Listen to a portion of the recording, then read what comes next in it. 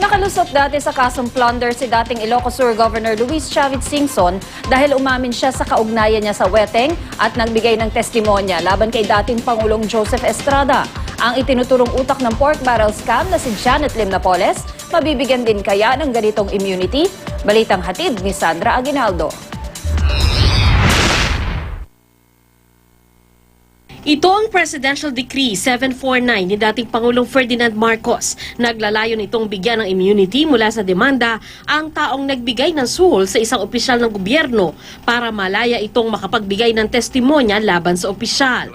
Ang PD 749 ang dahilan kaya hindi nakasuhan si dating Ilocos Sur Governor Luis Chavit Singson nang aminin nitong sangkot siya sa weteng at nagbibigay ng weteng payola sa nooy Pangulong Joseph Estrada.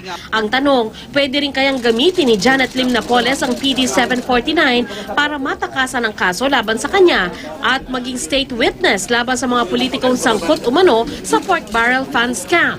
Kung si Attorney Raymond Fortun, dating abogado ni Estrada sa plunder case ang tatanungin, hindi pwede. Dito sa kaso ni Janet Napoles, lumalabas na hindi bribery ang nangyari dito. Ang nangyari dito ay komisyon na si Chavit ay witness umpisang-umpisa pa lamang. Dito sa kaso ni Janet Napoles, malinaw na siya ay kinasuhan.